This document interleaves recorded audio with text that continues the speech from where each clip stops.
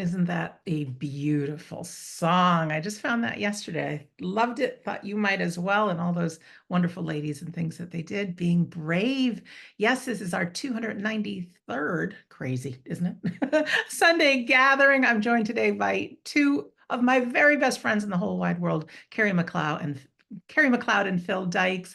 They have been on a worldwide adventure with their purpose, and they are excellent mediums and tutors. There's a new film coming out with them about evidential mediumship coming out within the next month or two. Lots of excitement there. We'll hear their words. I'm Sandra, and our Sunday gathering theme today is life purpose. I have received many emails lately asking for help. How do I find that life purpose? So I thought it'd be a great topic for today, and the music kind of goes along with it. Is it something inside you, outside of you? You'll hear a parable by me with my thoughts about life purpose, and then Kerry and Phil will be giving our address today. And so we'll find out a little bit about the adventures that they've been on and their views on life purpose. Not only will they be doing our address today, they will be doing our demonstration of mediumship and our opening and closing prayers. I will be doing our reading today, leading you into healing with the announcements and words for the week and the bits behind the scenes. So whatever brought you here to our Sunday gathering, there's one thing we promise, and that is we will give you 100% our all to make you feel part of this global community and hopefully lift your hearts, sharing the evidence, of course, that the afterlife is real, that our loved ones have survived physical death. We will see them again. They cheer us on through life, but we know there's a lot of grieving hearts that are with us today. So we'll give you everything we can to put a little smile on your face, empower you a little bit that you are important, you are one of a kind, you are loved, and your life matters. So it's a lot to say for 90 minutes. However, bottom line is welcome. So I'm going to pass it over to one of my friends for the opening prayer. Hello, Sandra, and hi to everybody else. It is an absolute delight to be with you today. We are currently in Ontario in East Hamilton Spiritual Church, and we're in their history room. So we are surrounded by a power of over 100 years. So can I ask you to join me in prayer? Divine, ever-present Spirit, as we enter into this moment within which we seek that reassurance that our loved ones are with us, we seek that reassurance that they haven't gone far, that they do dwell within the spirit world.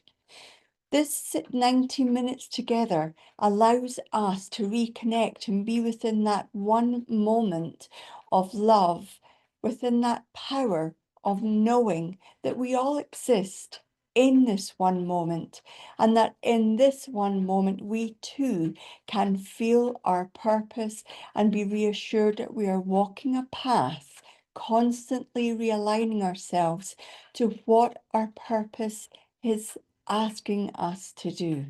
So allow us to feel inspired and somewhat enlightened as we move through today.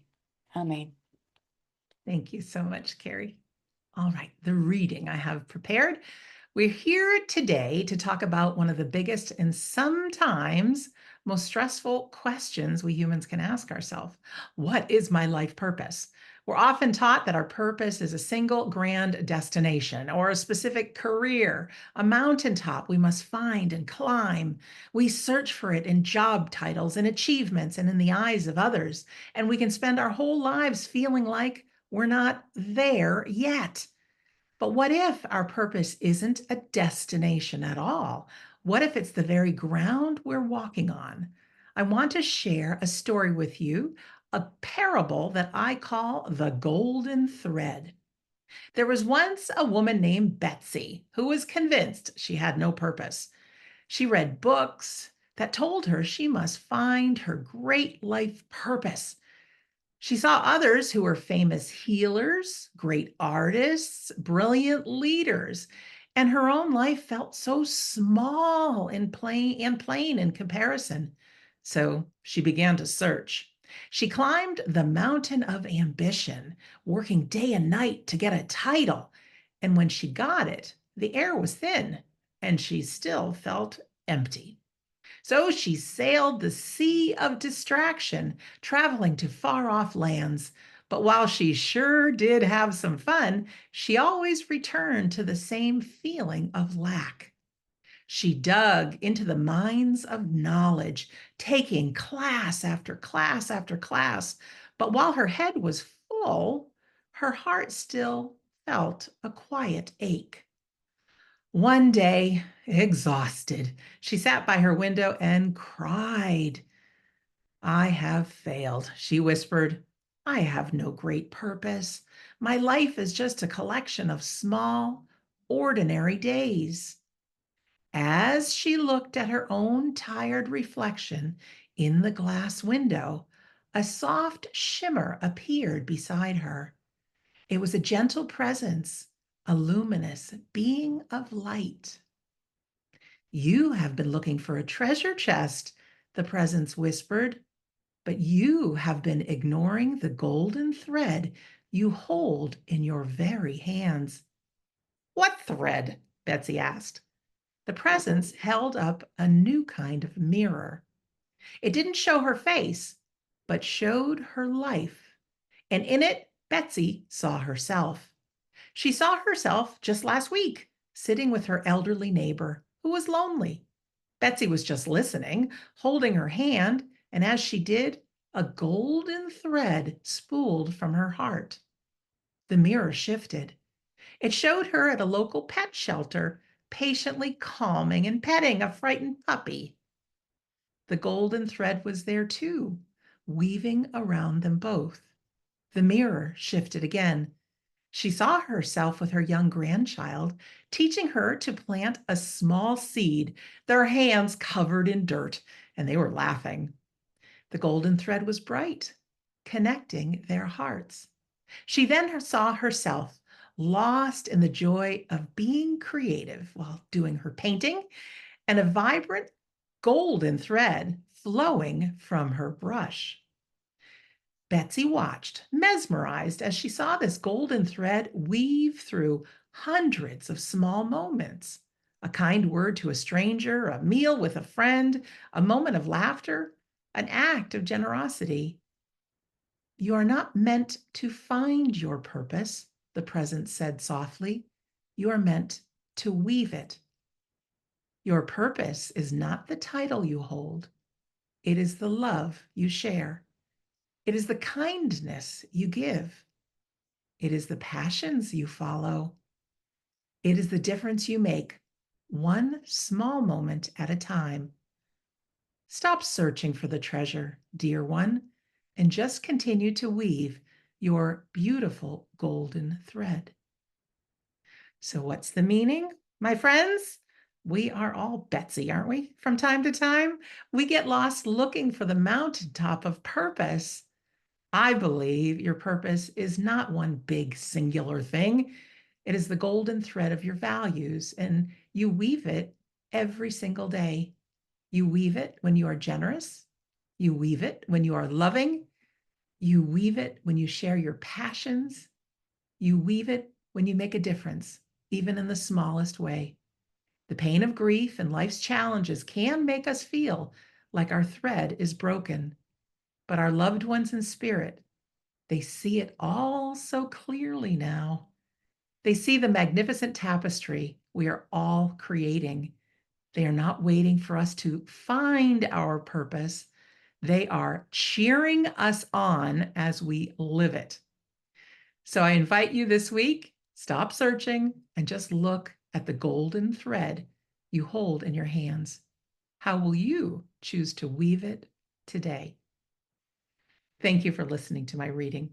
It is now time to go into our healing, and this is an opportunity to listen to a beautiful song and send our healing thoughts to those in need. And those in the spirit world will use it to deliver where they need to go.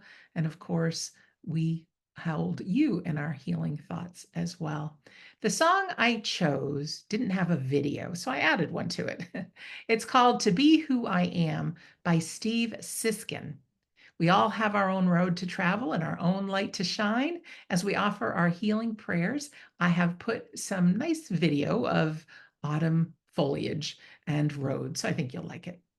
At the end of the song, when it ends, we'll hear from Kerry and Phil for our address and get their take on life purpose and what's been their passions lately because we've missed them.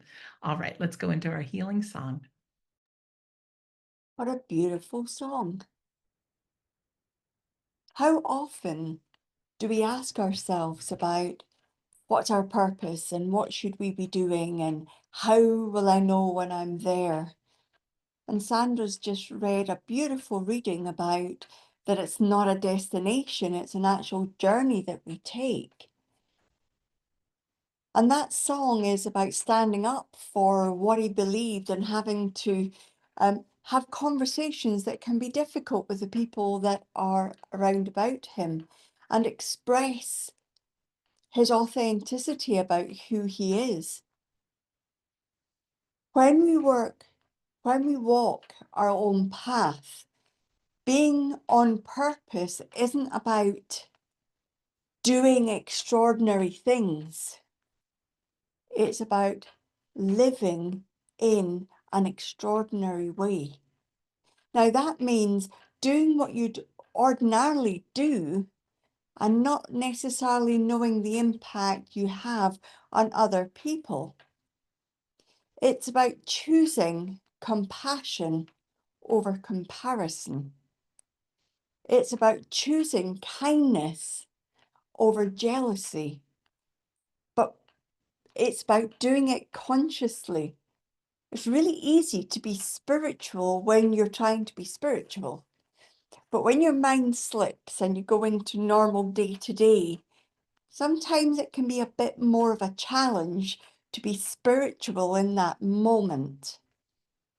Life's purpose and knowing when you're on purpose is when you clock yourself doing something really good without having to think about it. Or something happens and you respond in a very powerfully positive way without having to try. I certainly know that when I feel on purpose, I get really enthusiastic. The endorphins go. I seem to not tire as easy as I normally do, and I feel like I can do whatever the world asks me to do. It's when I rest that I realize, actually, it did take some effort and exertion to do that, but I enjoyed every single minute. Now, when we're living on purpose, sometimes we can confuse having a role to being on purpose, being a parent, being a partner, being a healer, being a medium, being a teacher, being a whatever it is that you spend your days doing. That's a role you take on. And if you're really lucky, that role will also show that you're on purpose. But that doesn't always happen. And we know that it's not easy to always be on purpose when the role you have isn't necessarily taking you down that road. Now, Phil and I are currently in Ontario, and I pinch myself often because I am doing what I love to do. I'm being able to be on purpose, and I'm able to do and be things that others would deem positive without consciously thinking about it. Some might call it walking the walk. I call it being on purpose. Every journey that we go on in life will throw challenges and struggles at us. And you know what? When you're right in the middle of one of those struggles, you can't see the benefit of it. I can't see the benefit of it. I am normally asking the universe, what on earth am I meant to get from this? And it's only when I exit the other end I look back and I think, had it not been for that, I wouldn't have had this experience and I wouldn't have been able to do this without thinking twice about it. Now, you might even not know what your purpose is, but your soul knows what the purpose is. It's your mind that gets lost. Your mind struggles for some reason. It struggles for some sign or some pointer as to where it should be going, but your soul always knows. It's in that moment when the truest expression of who you are comes out, and other people say, "Oh my goodness." And inside, you can't believe it, but it was so easy. It just happened. We were in a beautiful place in Florida with a friend, probably about 6 weeks ago, maybe 7, slightly less than that. I don't know. But we were in a place called Casadega with a dear couple of friends, Emily and Shane. Now, Shane is a reluctant songwriter. And we said to him one night, "Your songs are beautiful." He played them, he sung them, and we said, "Your songs are beautiful. They come from an incredibly beautiful place that you can't force." And Phil jokingly said, "Maybe you should write a song for us." Was it a joke? This was on the Sunday afternoon. Now, we went and got a fantastic night's sleep. We woke up in the morning feeling bright and breezy. It was sunny, it was warm. I bumped into Shane and I said, "Oh, Shane, what on earth is wrong?" He said, "I have not slept a wink, but I have written you a song." And he proceeded to play it. Words, music, vocals. I sobbed. It was so heartfelt. It was so reflective of our journey, even though Shane had written it from a place within him, that it shocked me. How this man didn't know that part of his purpose was to share his mediumship through music, through songwriting, through bringing that together. And yet he still says, "It wasn't me, it was given to me from a world unseen." That might be it. That might well be the case, Shane, but you know what? You were on purpose. You couldn't sleep a wink. So think about those times when you've been baking or sewing or drawing or painting or running or writing or doing whatever makes time fly by. Reading a book, finding out about something new, learning a new language. In that moment, your soul is on purpose. You've no idea how you're going to use it in the future. And yet, you can't put the book down or the paintbrush or the pen. Or you can't switch the oven off and stop baking. You love it. Me, I would not choose baking or cooking. Phil will agree. It's not my thing. But I know that in some way you are already on purpose. You just don't know it because it feels so natural. It feels so human for you to be doing whatever you love, looking after your grandchildren, caring for your animals. Service isn't about saying to everybody, "Look what I've done." Service is about quietly doing what you love, getting the most out of it, and quietly just going about your day. You can find your purpose.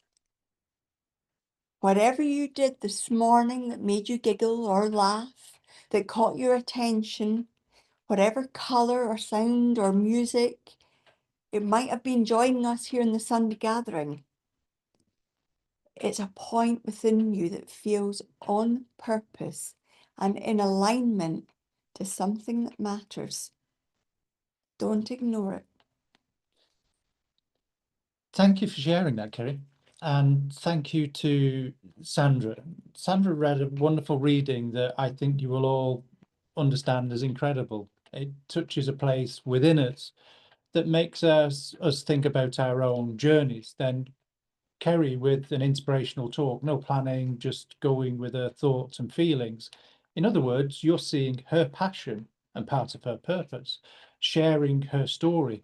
And what she said about Shane and that wonderful song, to sit and listen to it, that was absolutely incredible. But to see my wife in tears with the emotion of listening to those words, I was quite speechless. So we meet some extraordinary people in life. I can remember when we met the lovely Sandra Champlain, that lovely lady in front of you that is now probably a little bit embarrassed or blushing. What a personality, what a soul, what a character.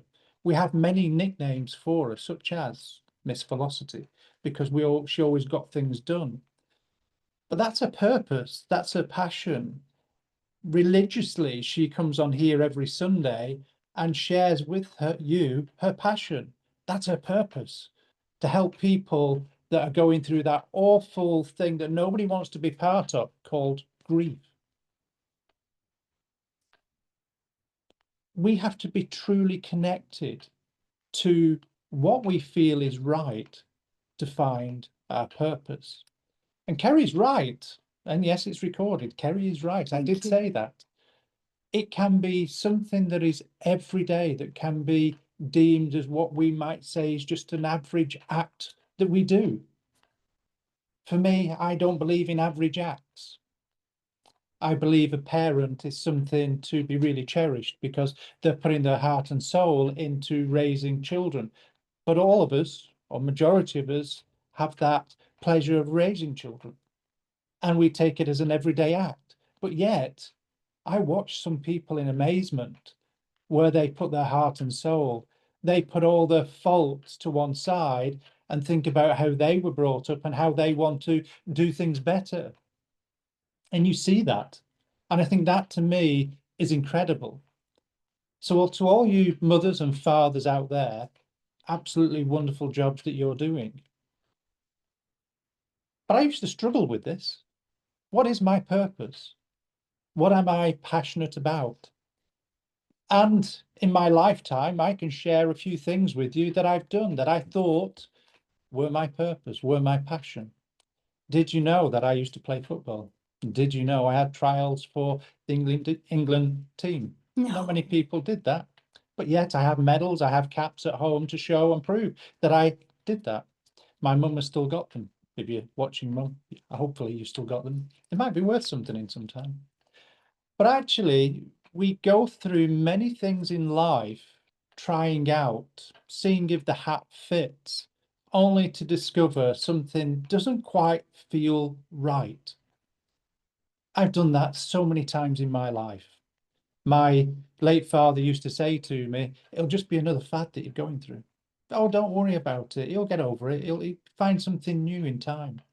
I bet one or two of you could relate to that. Then I found spiritualism, and that fitted like a glove. It felt where I was at home. But again, as we grow, life changes. Mediumship, that's where I feel passionate about because it helps people, it touches people, it lifts people. And for me, it ticked all the boxes, not mentally, not intellectually, but soulfully. It made me feel good about myself, that I'm making a difference in this world. Because I often heard my father saying, we need to do something that makes a difference in this world. Think about it. And when we sit and think, what would make a difference? We can have these wonderful ideas, but then we think, well, yeah, but what if? And all of a sudden, it doesn't go anywhere. So as we take a step in life, and as we move forward, and we try this, and we try that, eventually we find something that, as Kerry said, is very natural to us and we're very good at it. That's what mediumship helped me find. Helped me find a peace within that I didn't need to search anymore. And today, as Kerry said, we're in Ontario, East Hamilton Spiritual Church. And we're sat in the history room. And I'm surrounded by names. I'm surrounded by memorabilia, awards and certificates, legacies that people have left. Even behind me, there's a roll of honour for those spiritualists that served in the war, that chose to serve humanity in a different way. Each one of them, every name, has left a legacy that is still being built on today in this very church. Just like Sandra and her teams building a legacy upon the Sunday gathering, that in the beginning was told, you know, it would never work. You can't do mediumship, you can't bring a service to people. And some people said, well, it might work, but it's not very honourable, is it? And we thought to ourselves, actually, it is. Because just like these pioneers I'm surrounded by, we're doing something different. We're reaching out to touch people that may never walk within a spiritualist church or any kind of church, that's looking for something different, that they've had a faith and a belief in. And yet, just like Sandra's talk, that golden thread might not be through something that's bright and shiny, might be through something that has a flaw. There's a poem and a reading out there called The Old Cracked Pot. And it's about flaws, that water passed through those cracks and it never was brought a full pail back to the master's house. But the servant, who was disappointed that he couldn't bring that full pot back, whole and full of water, somebody pointed out, if it wasn't for those cracks, the flowers along his journey from the river to the house would never have flowers, because each drop of water made the soil fertile for things to grow. And unbeknown to that person, just like ourselves in life, we sometimes make a path for others to see the beauty. And that's the way that I look at the work that we do, the passion that I have for what I do, and the purpose I have. It's not about me. It's about spreading the word of the Spirit. It's about helping and educating people along our journey, wherever we go within this world. And yes, we're very fortunate. We work really hard, though, to do it. Always never resting on our laurels, always pushing for that little bit more. But I look at that path just like that pail of water that is little droplets coming out of, and the helping seeds grow into beautiful flowers. And over the years, I've seen many, many people that you've seen on this Sunday gathering as well, flower and blossom and bloom, talking about their truth, their passion, their purpose, sharing it with you. Just like I guess you all have in the background when you've shared something that you've been passionate about. Maybe a story, maybe it's something that Sandra read, maybe it's one of the other mediums, one of the other speakers on here. Or maybe it was your children. Maybe it was an act that they did. Maybe it was an act of kindness by somebody that you met by chance. You see, ladies and gentlemen, you have a passion and a purpose to be the best that you are in whatever you do. We look at this world today, and yes, there's a lot of people that need help, that need that arm of friendship. But also there's a lot of people out there that are doing really good work. Our doctors, our nurses, our emergency services, our ambulances, hospitals, you name it. This world is full of good people following their passions. We're blessed. We have 4 children between us. As Kerry says, she has the birth stretches of 1, but I have the other 3. But each one of those is doing something they love. Whether we believe and think it's the best thing for them, we always encourage them. Our oldest daughter, Ashley, she's a paramedic. She's rushing about, and yes, we worry. We know she gets in harm's way, but she's got a passion to help people, people that are reaching out in need in that moment, that think they're not going to take another breath in another minute. But she finds that passion there to put herself in harm's way to help others. And she does it without a thank you at times. She's not looking for it. My other children are all each doing their own, one within catering, one that's just changed his job because he wants to get further, he wants to try something different.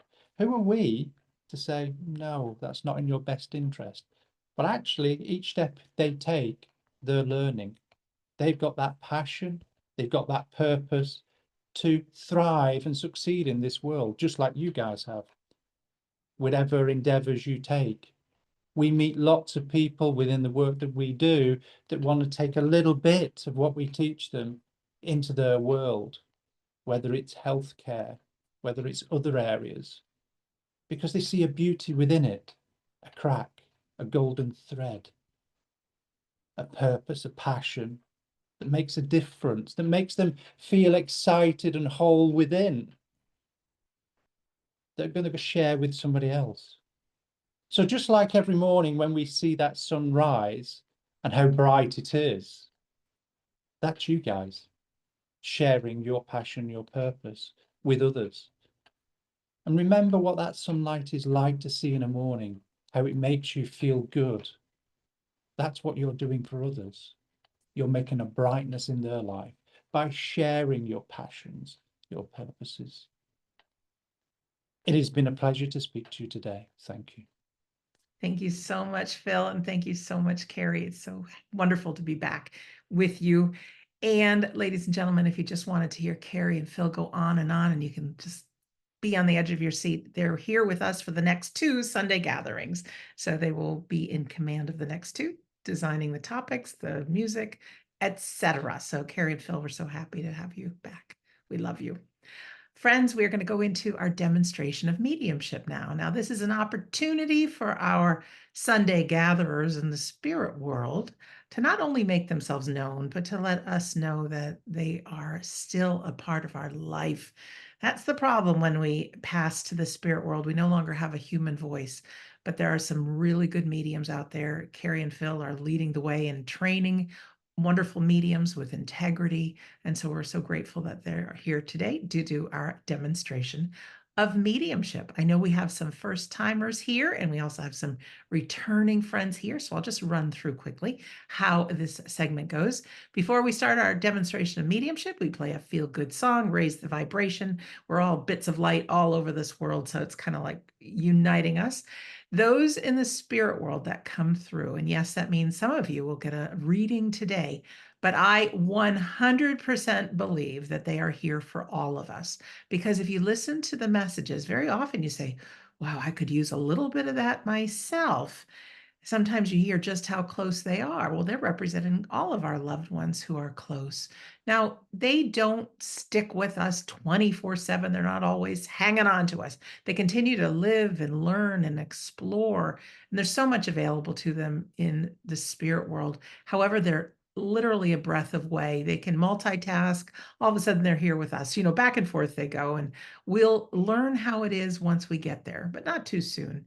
So rest assured, your loved ones are very much a part of your life. They can hear you, they're witnessing things, they try to implant memories and thoughts and dreams and all kinds of things to let them know, let you know that they're still around. So to have a good evidential mediumship demonstration lets us all know that our loved ones are around. So that being said, yes, there are some of you that will be getting readings today. Kerry or Phil, whoever goes first, they will describe the spirit person who has connected with them. And they use everything Kerry and Phil have. They'll use their own memories and thoughts and feelings, sometimes smells and tastes. Who knows how they work? Sometimes music. They'll do the best they can to describe the person from the spirit world who's stepping forth. Our loved ones know just who's on our Sunday gathering today. So you might be out for a walk thinking nobody knows. Well, your loved one does. They're right there by your side. So we want everybody to listen in to the evidence real close. And if you can identify this person as somebody that you know that no longer walks this earth, we want you to press your raise hand button. Now, this could be a loved one, this could be a friend, this could be somebody you worked with, could be somebody from the past, someone distant. We never know how they're going to work, but you'll get that little nudge with your soul like, hey, I know this person they're describing. So that being said, on your device, find that raise hand button and press it for me now. If you're on a phone or something, you might need to press 3 dots before it appears. Why this is important is we're over 130 people here with us today. And sometimes there's more than one person that can take all the information. So we really want you to just press your raise hand button if you can understand all of it. And if there is more than one person with their hand raised, Kerry or Phil will continue giving bits of information. And then ideally you'll say, oh, that part I can't take. And so you'll notice that raise hand turns into the words lower hand. If you are that person with that hand raised and you're the person we work with today, I'm going to send you a little signal from my computer to your device. You'll get a little pop-up that will show an unmute button. We don't need to see you, and that's not an option anyways. Your camera is off, but we do like to hear your voice. Your job as a sitter, anytime you have a medium reading, whether you're in a demonstration or one-on-one, it's simple. And it's also to hold the medium's integrity. All we need from you is yes, no, or I don't know. Please let the medium do the work, all right? Don't feel bad if something doesn't fit and you have to say no. Phil and Kerry teach in their classes. No simply means new opportunity. All right. Each person in the spirit world, we are learning how to communicate in our own ways through sending those thoughts and feelings. So just a yes, no, or I don't know. And that works perfectly for us. And everyone else who does not receive a reading, I want you to imagine that the words coming through from the spirit person are every bit as valuable as Kerry and Phil's address today, or maybe the story I told you, that there's something in it for you, because there is, that I can guarantee. So I'm going to play a piece of music and then we will get into the zone and then we'll have our demonstration. The song I chose is Try Everything from Shakira. So going along with life purpose, we're not sure what it is. How about just try everything? It's a very cute video. So I'll play that and then we'll be right back with our demonstration. That is such a happy song. I know, looking at Shakira as well, it must have been done some years ago, and yet it feels like a couple of years ago it came out. Very, very good song. Good choice. I know as I was sitting here, I became aware of a gentleman in the spirit world. I actually get a sense that he would have been a little bit of a daredevil. I feel like he would have liked to, as the song said, try everything. I know that he would have had a number of sports that weren't your average, and I feel like he would have passed in a road traffic accident. I don't feel a relationship just yet, but would anybody know a young man in the spirit world? I don't feel he would have got to adulthood as in late 30s, 40s. Yes, we're grown-ups now. But I do feel like he would have done quite extreme sports and then he passed in a road traffic accident or in a car accident. Thank you very much. If you could understand this information, go ahead and press your raise hand button. We have Janet with her hand raised. Janet, you should see that unmute button. Hi, Hi, Janet. Hi. Hi, Janet. You understand everything I've said? I understand everything except that my son did die in an accident, but it wasn't a road accident. He was 21 recently. He was a Okay. daredevil. Okay. Then there must have been times where your son told you that the way he drove, he would take chances. Absolutely. Okay, Absolutely. I know what he was showing me, and if it wasn't that he passed in that, I feel like there would have been instances where he got away. We have a saying in the UK, it might translate by the skin of his teeth. Yes, he did. But I know that when he lived life completely on the edge of the comfort zone. Yes. I feel like he would have thought that anything less was cheating life in some way. I know that he would have had awards for some of the sports that he did. Yes. And I know that you would still have some, yes, I've got awards on the shelf, but you would know of what's that, a certificate in a frame that he would have been given. Yes. Okay, because I know he draws me to that. I also know that he must have said, Mum, I'm going to be fine. Don't worry about me. Yes. I get the sense from your son that there is, however he passes Janet, it must have been very quickly, Yes. because I feel like I never knew anything about it. You would know, though, that there were other people around him when he passed. I didn't know there were other people around. He was with friends, but I think he was by himself when he fell. Okay. I, Then he might, don't give me any, I know it's really hard, Janet, but let me work with your son for you. There must have been a group of people that came around your son then, because I know he gives me the impression of being aware of other people around him after the accident. okay. Do you understand that? Members of the Okay. public coming to him. Yes. I get Okay. I know my daughter is a paramedic, and she's one in Edinburgh. So your son must have been within quite a large town or city. Yes. Because I know that some of the stories she gives me of the marvelous things she does is incredible.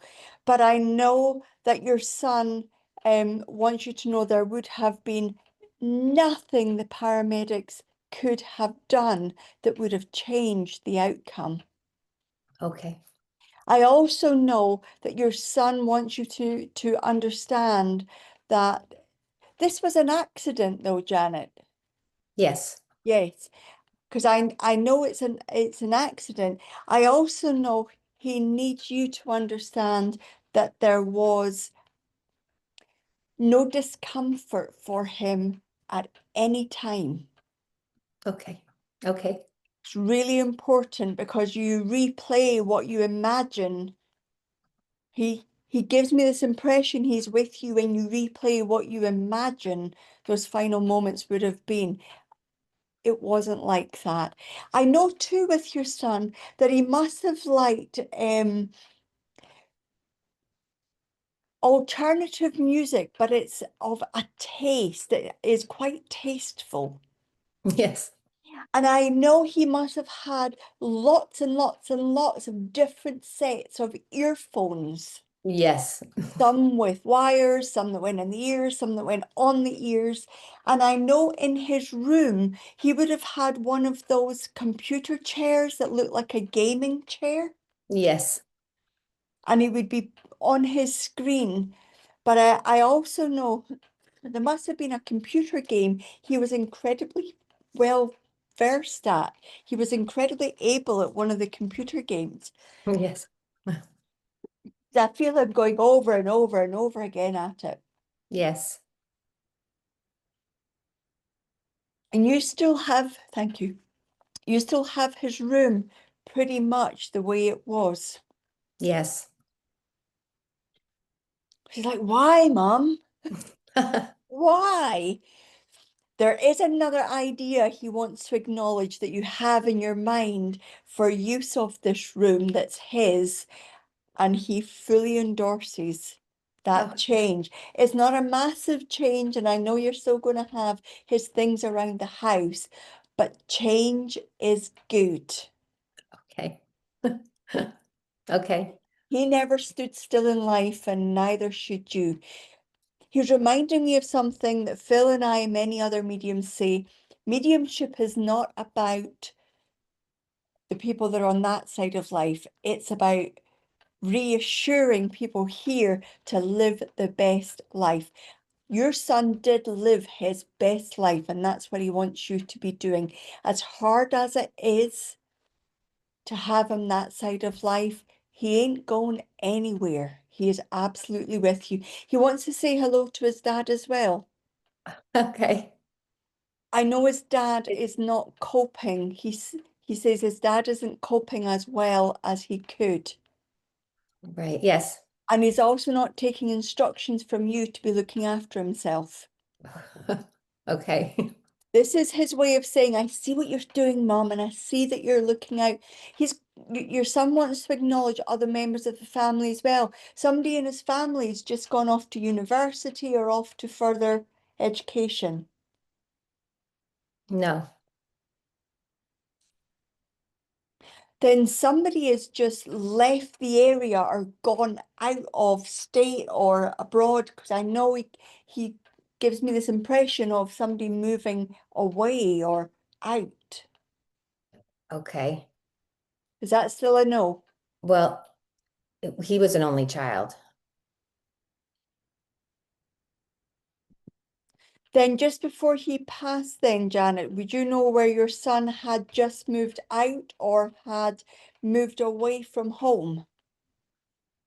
He was in college, Oh. ready to graduate.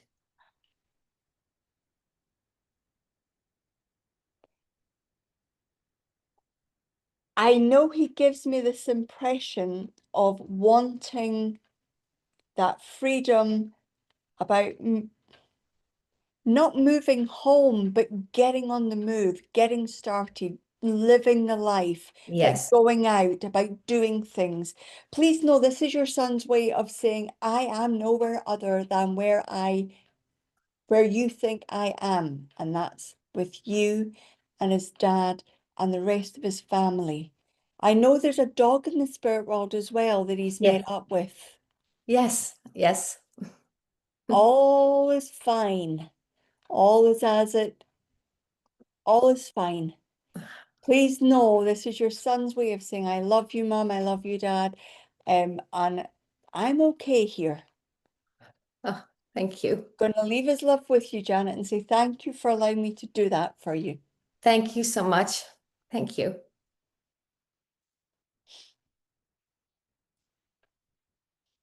Okay.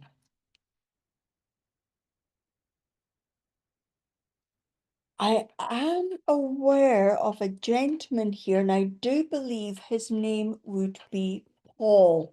I also have an understanding with Paul that he must have been I've got a ticking clock behind me. Can anybody hear that? No. Told you they wouldn't. It's so loud. I love it. This gentleman, he must have been what's the mounted police or mounties? So somebody in our audience would know of a gentleman in the spirit world called Paul that would have been on the in the mounted police or mounties. They always get their man, apparently. Mounties. I don't know what that means. Okay, does somebody in our audience understand that? Thank you, Kerry. All right, friends, if you understand that information, go ahead and press your raise hand button.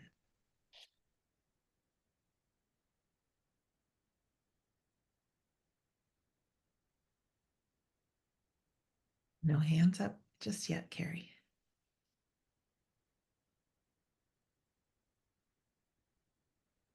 Okay, if nobody has their hands up, then let me separate the two. Would somebody here know a gentleman in the spirit world that was on the mounted police or the Mounties? And you would also understand the name Paul.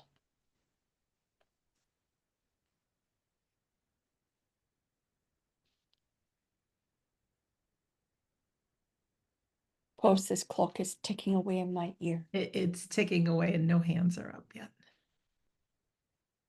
Wow. I have to then say, then somebody here would know, somebody here that's in the mounted police or the Mounties, and you would understand the name Paul. So the person might be here living Here, on yes. the mounted police. Okay. Somebody in our audience knows of someone that does this. Right. Everybody think it might be from the past, might be not in your close circle.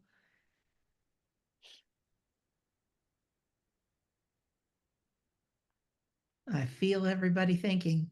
No hands are raised. Oh. Okay, let me use this slightly differently. I'm not going to change too much, but I know I see the Canadian flag, and they have mounted police, don't they? Yes, they do.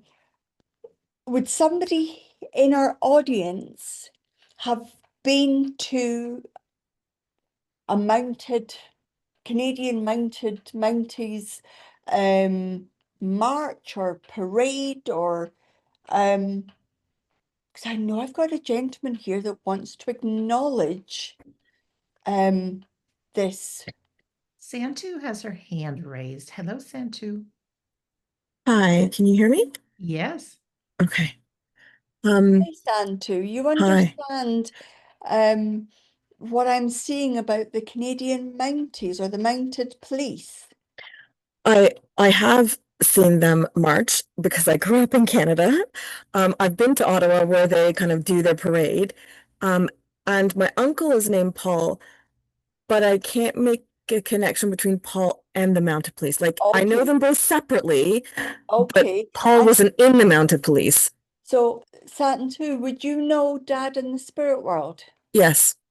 Okay, because I know I was feeling Dad and then I questioned it. And when your dad would have seen these parades as well.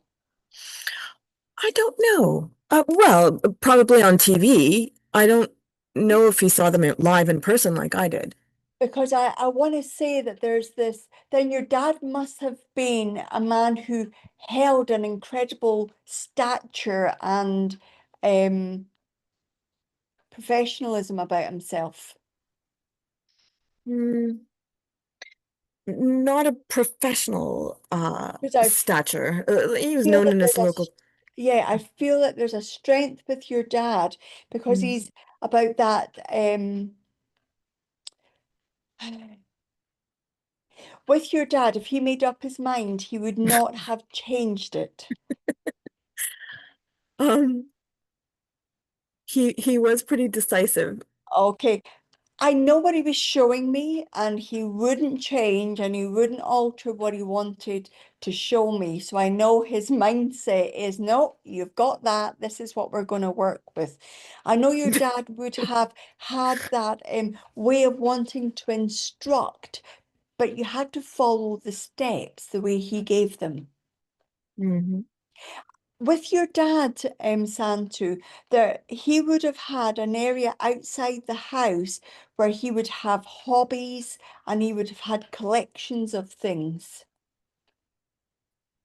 Yeah, he had a shop beside the house. Oh, and there would have been collections of things in there because it feels like he was able to have his hobby in this space. He was interested in everything in this space.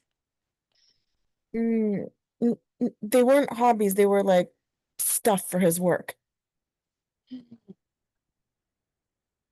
Something I'm not understanding with your dad here. Mhm.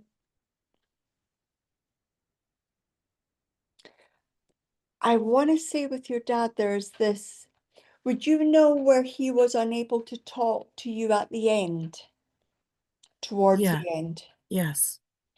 Because suddenly feel like he's withdrawing. I feel too that you must have been with your dad as he passed, though. Yes. Yes. Because all he wants to say is, I love you and I know you're there. We have these communicators that all they want to let their loved ones know is that they're there.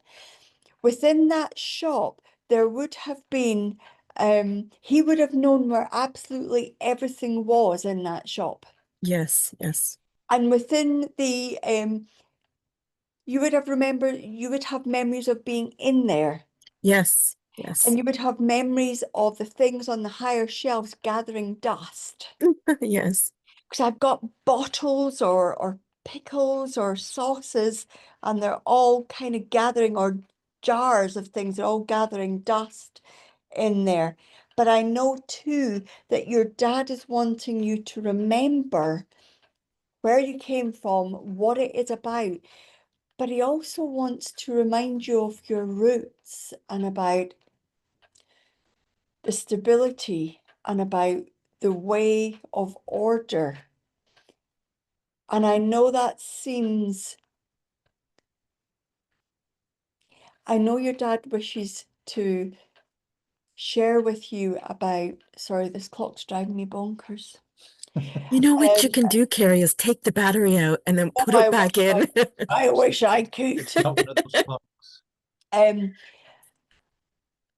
I know your dad wants to bring you the strength in the organization, and that, you know, the Mounties are all standing front and they're all Mm, facing the front and they're all yeah, uniformed. yeah. It's that order he wishes to bring you. So whatever's Discipline. happening right now, he Mm, sees that there's not quite the order that you would like to be there.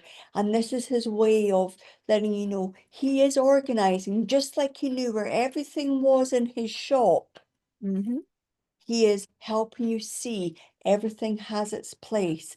Don't worry if you don't know everything at its own time, because he is and will help you. Great. Thank Sandra, you. you wouldn't have a horse in the spirit world, No, I don't have a horse. No, and your dad wouldn't have. no, no.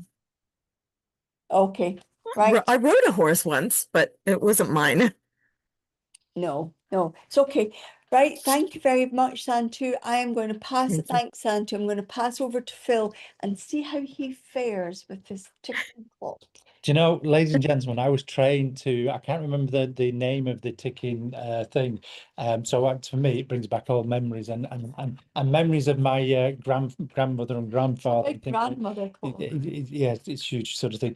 But there we go. So it's really fascinated, ladies and gentlemen. I want you to get your mindsets into this, because as we're sat here in the spiritual church, the spirit world who belong to the church and parishioners, they're coming in and it's like peeking around the corner, seeing what's going on and everything else. So they're quite They would never interested. known about all this. All this kind of stuff. So it's quite interesting. And I've had one or two people with me, and I'm just hoping that not belonging to the church as I do this, but I've got the feeling here. I just as I become aware of the spirit world, I know that I have a gentleman. I know this gentleman was an undertaker, and I get the sense with him, and he's got a really good sense of humor, but I get the sense that I want to talk about him being father. So somebody must have father that was either an undertaker or worked within that business, please. But I know the sense of humor I've got, and I don't want to go any further until I get to the person. So somebody's got dad who was a undertaker or in that business.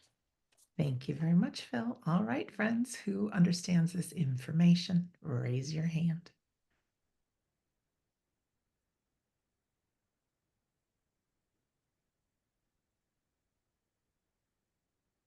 No hands up yet.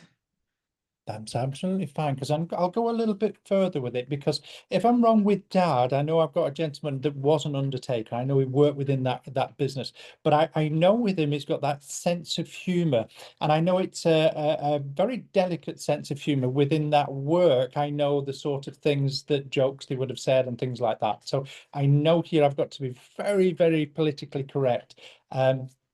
But I know here, the thing is, I can't get away. If I'm wrong with father, I want to go to husband, because I know here he's got that sense of fun about him. You need a sense of humor to work in that business. All right, friends, anyone who can understand this information? Mortician, undertaker, funeral, home business. I'm just hoping it's not somebody from the church that's been with me for a few moments, sort of thing. If so, Linda's we'll got get her hand raised. Let's talk to Linda and see what she understands. Hi, Linda. Hello. Hello, Linda. What do you understand of what I've said?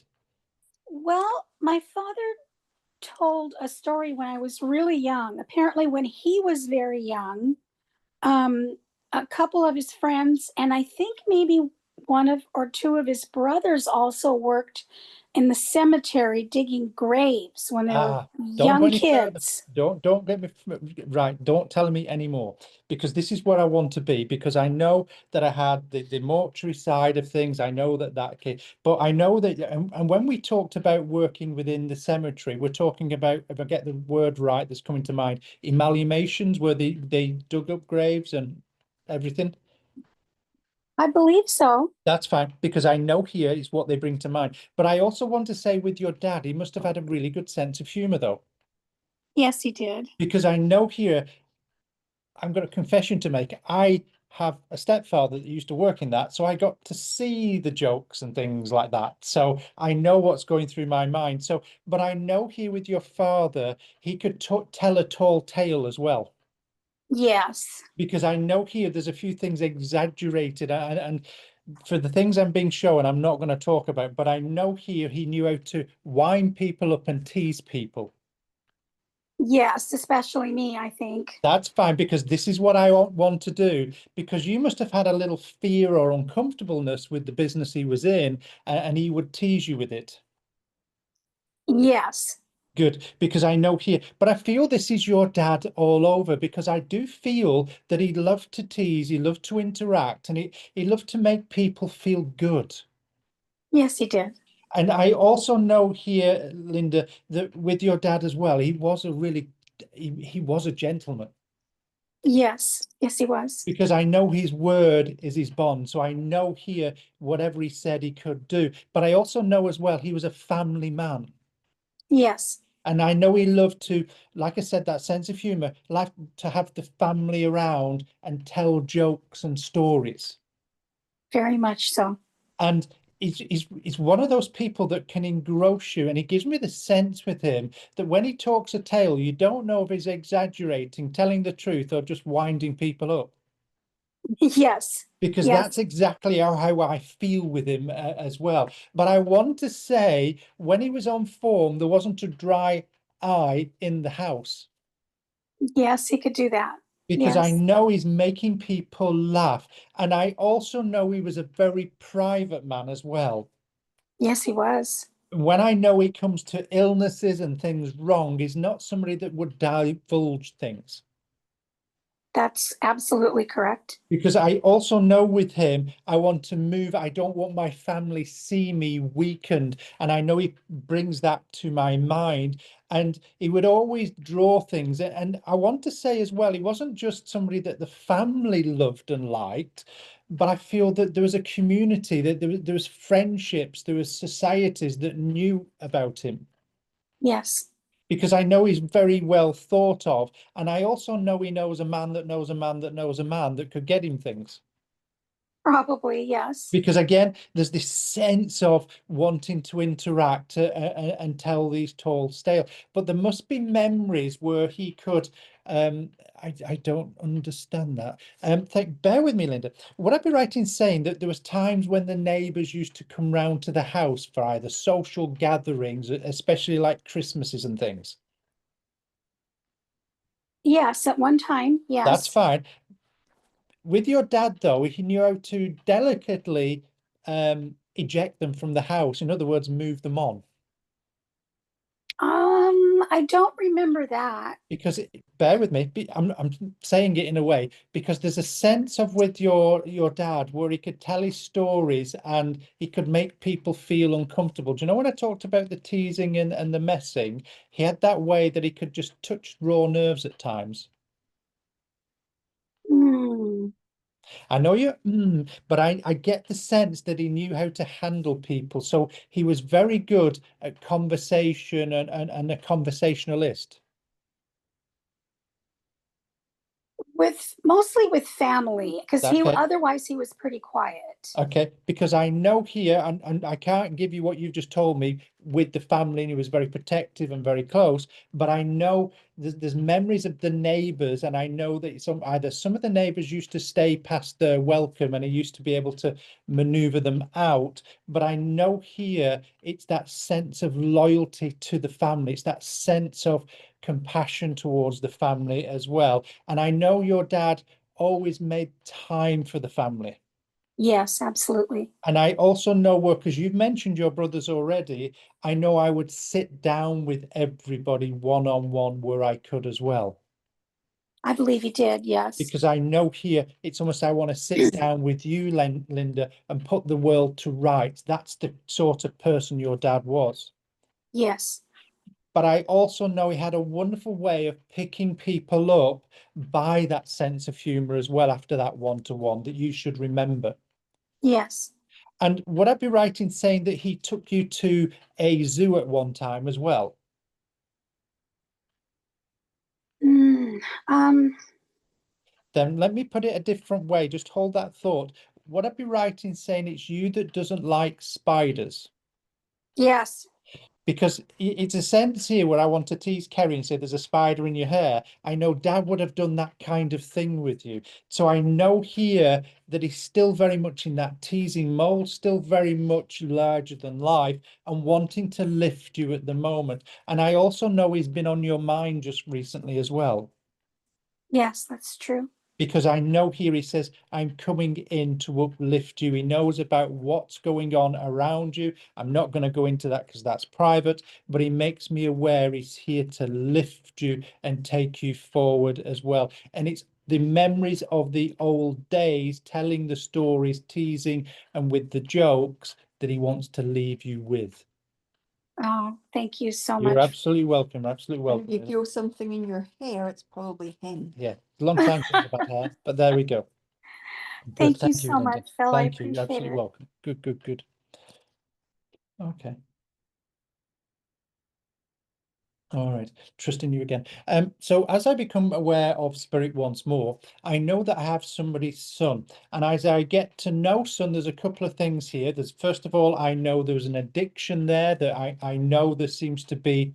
That's one of the causes of the passing, but I also know before that, though, I want to say, and I hope he's not related to Linda in any way, shape, or form, but I know that there's a sense with him wanting to be larger than life. And when I acknowledge this, it feels where, again, and I know Kerry said something about sports team earlier. I know when he was at school, he was, I want to say, either a captain of a sports team. I do feel from what I'm seeing here, I want to be on the track and events, that side of things. But I also feel I want to talk about basketball as well, if I've seen what I've just seen correctly as well. So I know I have son, I know there was addictions later in life, but I also know at school he was captain of a team. I do feel there was track, is it running and track or track events, whichever, and I also feel there should be basketball there as well.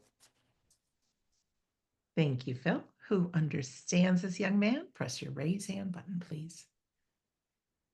All right. Jen has her hand raised. Jen, if you could press that unmute button, please. Hi, Jen. Hi there. Hi. Hello, Jen. Do you understand everything I've said? Take everything but the track. The track. Then bear with me. If he wasn't on the track, he must have spent time on the playing field and in that environment. Yes, he trained very hard. That's fine, because I know I can see him running. That's why I felt it was a track and field, track and events, whichever. But I know here. But I want to say those school days, he was larger than life. Oh, I'm sorry. This might not be my son. Oh. Because he was actually he was on the varsity. He made it to the varsity basketball team. He had good grades, but he was rather introverted and shy. Bear with me then. Thank you. To the outside world, would I be right in saying that I want to say he looked confident? Oh, I mean, people could have, yes, that's quite That's fine, possible. because I know here, because I know when you said that, I thought, oh, that I felt that little bit of discomfort, because I just thought, oh no, it is, because I know here. And I want to say that there was a lot of admiration for him for what he achieved in those sports as Yeah. well, Yes. because I know I can't take it away. And from what I'm seeing, so I'm gonna have to look at it a little bit differently. They must have been, that basketball team must have been quite successful. You know, I think they were relatively successful. It was an interesting story, but it was a real story of triumph for him relative to, Because this is what I mean. There seems to be where there's a team lifting him up. These are the images I'm seeing in my head. So I yes, know it was a big thing, as you said, your words, but I know it's success for him. But I know here, and there's a sense of real privacy where I'm not opening up to people as well. correct. And it's not just a case of not opening up. I really struggle with my words. Yes. I'm wondering if this is someone else's son. Okay, that's absolutely fine. You can hold that. Okay. I'm not going to say that. No, that's fine. He So let's was just shy. He was good with his words with us, but he was just then he had trouble with his words with, like, if he had a crush on someone or something like that, or he was shy. there's something I'm not understanding here, Jen, because I know when I'm going to share this, and I usually wouldn't, when you said I don't think so, I can feel the pain of you saying that. So I know that I'm with your son, Oh, good. and I know that there's a sense here where I'm misunderstanding things. Okay. I know to you he was that good with words and everything else. He must have struggled with others in society, though, socially, Yes. because Yep. I know here he's struggling, and he didn't like to be center of attention, did he? Oh, no, absolutely not. Because I know here he's aware of other people being and watching and listening, and I know that's what I can't come away from with him. But I also know he is like a different person with you, though. He is quite conversationalist. Yes. That's fine, because I also know as well, and it is like a different person when he goes out into society. Mm-hmm. And I also believe, and I did, if I remember correctly, you said he was good with his grades, because I know there was that achievement there as well. Would I be right in saying you've still got some of his school books, or from the? Yeah, I was just going through them. That's fine, because I like I said, I know I've got your son, and I've just said a few things to him, and he presents me with the school books as well. But you must have still memorabilia of his earlier school days as well. I sure do. I have That's fine. And I kindergarten. also know you still have some of his clothes as well. Oh, yeah. And I want to say that you've got photographs of him playing his sports, Oh, yes. because I again, there's a sense with him, and I'm to try and choose my words very carefully, because I know that words can trip us up as mediums, but I know when it came to his emotions and words with you in particular, he could be quite strong and quite open as well. Oh, yes. Yeah, That's almost too fine. much. Because I know here, like I said, when you said no, I felt that, and he's coming forward stronger for me now. And you must still have things he bought you for like Mother's Day as well. Oh, yes. Yep. And would I be right in saying one of them is a cup, please? Did he get me a cup? I'm not sure. Possible. Because I know here I keep on seeing things, and I know there's gifts, because he was quite thoughtful as a son to you. Absolutely, That's 100%. fine. And I know I would help the family and around the family as well. Yes. That's fine. But I also feel there would have been write-ups in the paper about those sports teams when he was at school, Possibly. because I know he shows me these things as well, because I know I'm proud of it. And I know thank you. He was a young man. To everybody else, he was a young man of action, not words. Yes. Because I know everything he shows me, I'm getting the understanding of him now, is that language, is the actions he did as well. And I'm going to stick to what I said before, because there's a sense where people thought he was confident or came across that way, because I know when he plays basketball and sport, he comes alive inside, and it's his way of actually expressing himself. Yes, that makes sense. And would I also be right in saying he spent a large amount of time in his bedroom as well? Yes, I don't want to qualify it. Okay, Unless don't let me qualify. I don't want you to qualify it. There must have where he spent time listening to music. yes. That's fine, because I know here. But again, I want to say this is where he did quite a bit of his studying behind the scenes, Yes. because I know he plays this to me. But it's almost where I want my mind to stay in the positive places and not go to things. And would I be right in saying he kept things back to himself as well? Yes. Almost like the depression and things like this. 100%. Because I know here where I said I want to stay in a positive place, I don't want to acknowledge how I feel. So I know he struggled with that. Yes. Okay.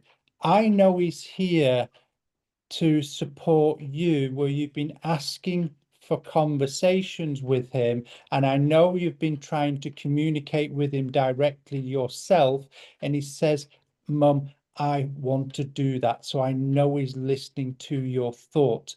And if I'm right here, you said you've been going through some of his books. You must have been sorting out some of his belongings just recently.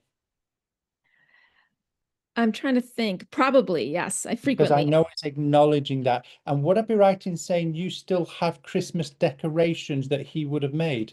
Yes. Because he is acknowledging getting them out for this Christmas, okay, that's coming.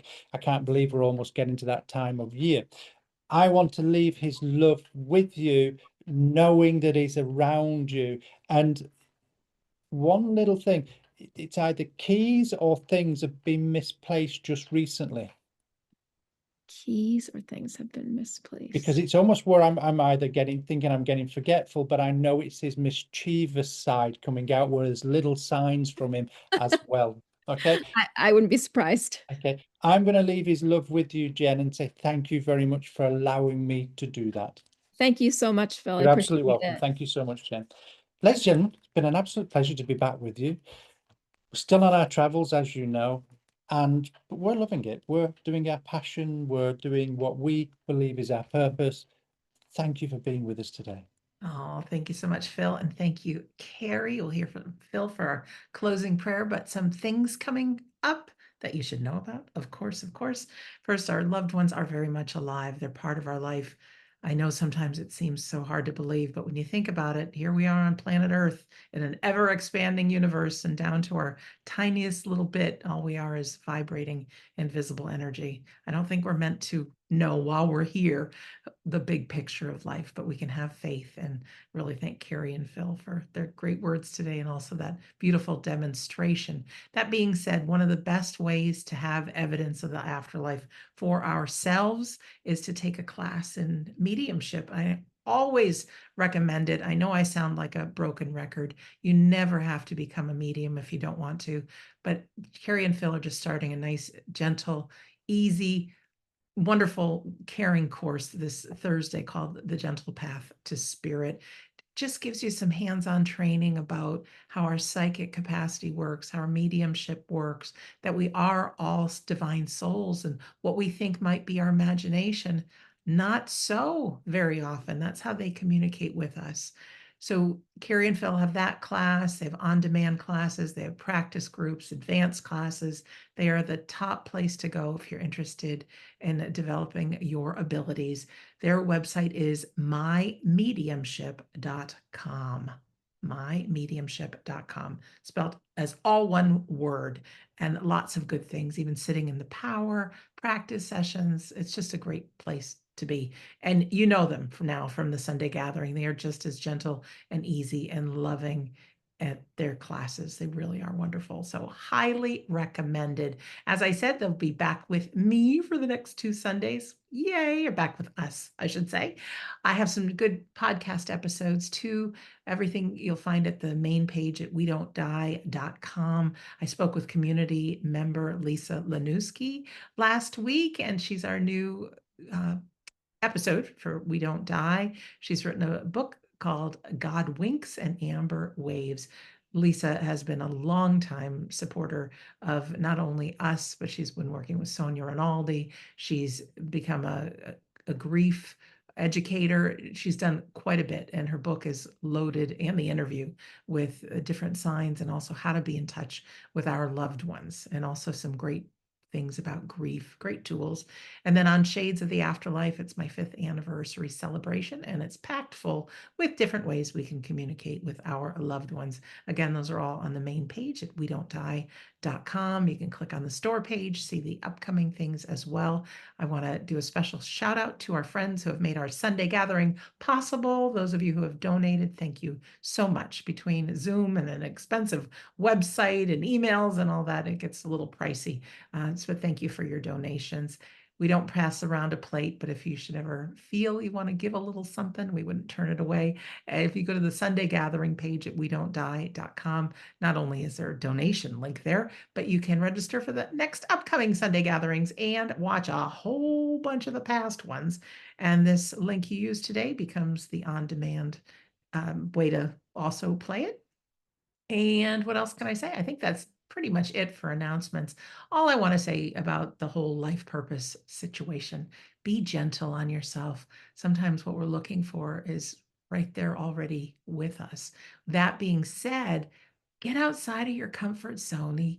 For some reason, this ego mind of us gets afraid and we don't want to try anything. We don't want to do new things, but that's how we find out what we love. And there's just miracles outside of our comfort zone, really. So try something new. Maybe something artistic. I don't know. But you'd be just amazed if we got that ego mind, set that aside, and you really looked in the mirror and you acknowledge just how lovely a person you are, really how wonderful and how much you've been through and how much you've given and the difference you've made for so many. So just all I want to say is don't be so hard on yourself. So that being said, I want to turn it over to Phil, I think, for our closing prayer. Thank you again, Sandra, and ladies and gentlemen. But it's that time that we join together in what we call prayer. Great infinite Spirit, as we join together once more in this divine power, that power that uplifts the mind, body, and soul of everyone that's been meeting here today, under that banner of love, that life lives on after life. We thank you for that gracious communion. We also thank you for the words that have been shared, that inspired us all in your name as evermore. But also we ask for that upliftment and light to shine within our worlds, that make this world a better place, not just for ourselves, but those that we know and those that we have not met just yet. And we ask for that power to be taken and used in the places that need healing at this present time.